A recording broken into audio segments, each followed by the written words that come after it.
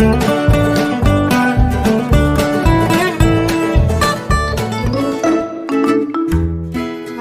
আলাইকুম শিক্ষার্থী বন্ধুরা, তোমাদের সবাইকে আজকের পাঠে স্বাগত জানাচ্ছি। আজ আমরা পড়ব চতুর্থ শ্রেণীর বাংলা বিষয়ের কবি অন্নদাশঙ্কর রায়ের লেখা নেমন্তন্ন কবিতাটি। শিক্ষার্থীরা, আমরা কবিতা পাঠে যাওয়ার আগে চলো অন্নদাশঙ্কর রায় সম্পর্কে কিছু তথ্য জেনে নেই। অন্নদাশঙ্কর রায় 1905 সালের 15 মে ভারতের উড়িষ্যা রাজ্যের ঢেঙ্কানাল জেলায় জন্মগ্রহণ করেন। তিনি পাটনা বিশ্ববিদ্যালয় থেকে ইংরেজি সাহিত্যে অনার্স নিয়ে প্রথম শ্রেণীতে প্রথম স্থান লাভ করেন। সরকারি চাকরিতে যোগ দিয়ে 1927 সালে তিনি প্রশিক্ষণের জন্য বিলাত যান। তিনি একজন বিখ্যাত ছড়াকার, প্রবন্ধ, ভ্রমণ কাহিনী ও উপন্যাসও লিখেছেন। তার উল্লেখযোগ্য গ্রন্থ পথে প্রবাসে, বিনুর বই, উর্কি ধানের মুরকি, রাঙা ধানের খই প্রভৃতি। অন্নদাশঙ্কর রায় 2002 সালের 28 অক্টোবর কলকাতায় মৃত্যুবরণ করেন। শিক্ষার্থীরা, এবার আমরা কবিতাটি পড়ব। নেমন্তন্ন লিখেছেন কবি অন্নদাশঙ্কর রায়। যাচ্ছ কোথা? চাংড়ি পোতা। কিসের জন্য? নেমন্তন্ন। বিয়ে বুঝি? না বাবুজি। কিসের তবে? ভজন হবে। শুধুই ভজন? প্রসাদ ভোজন। কেমন প্রসাদ? যা খেতে স্বাদ। কি খেতে চাও? ছানার পোলাও। ইচ্ছে কি আর? সরপুরিয়ার। আহ কি আয়েস, রাবড়ি পায়েস। এই কে বলি? ক্ষীর কদলি। বাহ কি ফলার, সবরি কলার। এবার থামো, ফজলি আমো। আমিও যাই?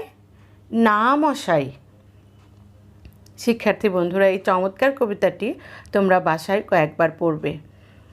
এবার আমরা অনুশীলনীর প্রশ্ন উত্তরগুলো জানব। 1 নাম্বার জেনে নেই। এই ছড়াটিতে আসলে একটা হাসির গল্প বলা হয়েছে। একজন লোক ভজন গান শুনতে চাংড়িপোতা নামে একটি জায়গায় যাচ্ছে। পথে এক বন্ধুর সাথে দেখা। বন্ধুর একটার পর একটা প্রশ্ন করছে আর সে উত্তর দিয়ে যাচ্ছে। ধীরে ধীরে বোঝা গেল ভজন গান শোনার চেয়ে তার অনেক বেশি লোভ ভোজনে, অর্থাৎ ভালো ভালো খাবার খাওয়ায়। তার বন্ধু সঙ্গে যেতে চাইলেও সে তাকে নেয় না, কারণ বন্ধুর সঙ্গে গেলে তার খাওয়া যদি কম হয়, এই ভয়। 2 নাম্বার, শব্দগুলো পাঠ থেকে খুঁজে বের করি, অর্থ বলি এবং বাক্য তৈরি করে বলি ও লিখি। শিক্ষার্থী বন্ধুরা, আমি শব্দ অর্থগুলো তোমাদের লিখে দেখাবো আর বাক্যগুলো মুখে বলবো। তোমরা কিন্তু মন দিয়ে বাক্যগুলো শুনবে এবং খাতায় লিখে নিবে। ভজন, দেবদেবীর আরাধনা। ভজন গানের আসরটি বেশ জমে উঠেছে। প্রসাদ, আশীর্বাদ হিসাবে খাওয়া দাওয়া। পূজা শেষে প্রসাদ বিতরণ করা হয়। ভোজন, আহার, খাওয়া। অল্প ভোজনে আয়ু বাড়ে। স্বাদ, ইচ্ছা, আমার অনেক দিনের ইচ্ছা কক্সবাজার যাব।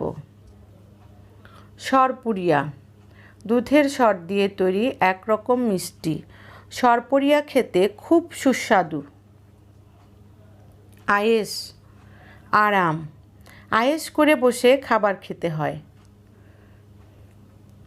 রাবড়ি, খুবই মিষ্টি এক ধরনের খাবার। রাবড়ি মিষ্টি জাতীয় খাবার। ক্ষীর, দুধ দিয়ে তৈরি মিষ্টান্ন। মায়ের হাতের রান্না করা ক্ষীর আমার খুব পছন্দ। কদলি, কলা, আমি কদলি খেতে ভালোবাসি।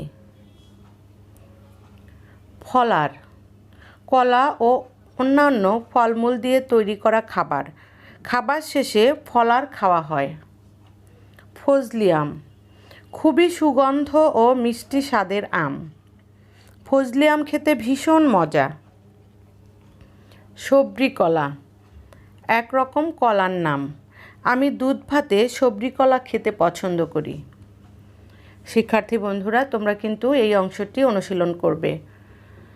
3 নাম্বার, প্রশ্নগুলোর উত্তর মুখে বলি ও লিখি। তোমরা এই প্রশ্ন উত্তরগুলো আমার সঙ্গে সঙ্গে বলবে এবং খাতায় লিখে নিবে। ক, লোকটি কোথায় যাচ্ছে, কেন যাচ্ছে?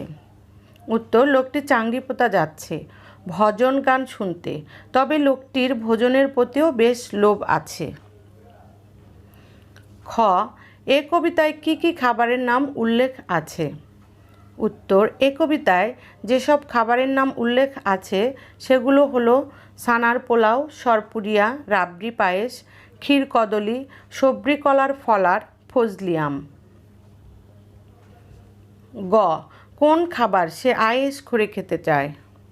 উত্তর, রাবড়ি পায়েস সে আয়েশ করে খেতে চায়। ঘ, লোকটি কোন কোন ফল খেতে চায়? উত্তর, লোকটি সবরি কলা আর ফজলি আম খেতে চায়। উম, সে কোন আম খেতে চাইছে? উত্তর, সে ফজলি আম খেতে চাইছে। চ, ভজন আর ভোজনের মধ্যে পার্থক্য কী? উত্তর, ভজন হলো এক প্রকার গান যা দেবদেবীর আরাধনার জন্য গাওয়া হয়, আর ভোজন হলো আহার বা খাওয়া। এবার নিশ্চয়ই তোমরা বুঝতে পেরেছো ভজন আর ভোজনের মধ্যে পার্থক্য। 4 নাম্বার, লোকটি কি কি খাবার খেতে চাইছে তার তালিকা বানাই।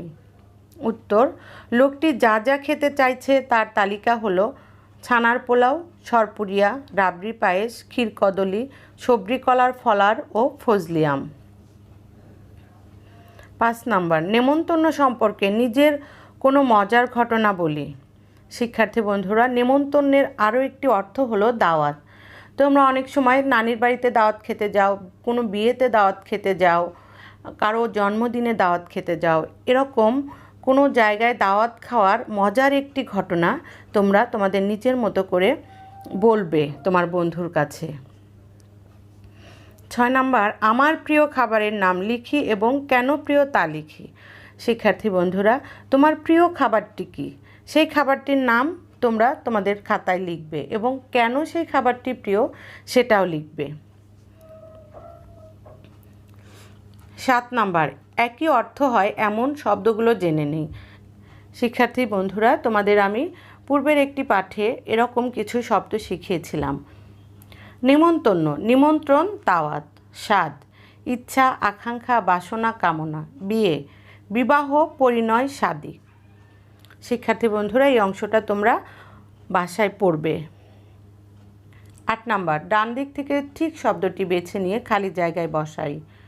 ক, লোকটি আয়েশ করে খেতে চায় রাবড়ি পায়েস। খ, লোকটি চাংড়িপোতা যাচ্ছে ভজন শুনতে। গ, শুধু ভজন নয়, সাথে আছে প্রসাদ ভোজন। ঘ, লোকটি খেতে চায় ছানার পোলাও। ওম, বাহ কি ফলার, সবরি কলার। শিক্ষার্থী বন্ধুরা, তোমরা এই অংশটা খাতায় লিখে নেবে। শিক্ষার্থীরা, এখন তোমরা তোমাদের আজকের বাড়ির কাজ লিখে নাও। তোমাদের জন্য প্রথম বাড়ির কাজ, কবিতাটি মুখস্থ করে লিখবে। 2 নাম্বার, ন ত চ ছ ক্ষিয় ক ট ন ন এই যুক্তবর্ণগুলো ভেঙে লিখবে। শিক্ষার্থীরা, তোমাদের সবাইকে অসংখ্য ধন্যবাদ জানাচ্ছি। তোমরা সকলে সুস্থ, সুন্দর ও নিরাপদ থাকো এই প্রত্যাশা রাখছি এবং আগামী ক্লাস দেখার আমন্ত্রণ জানিয়ে আজকের মতো বিদায় নিচ্ছি। আল্লাহ হাফেজ।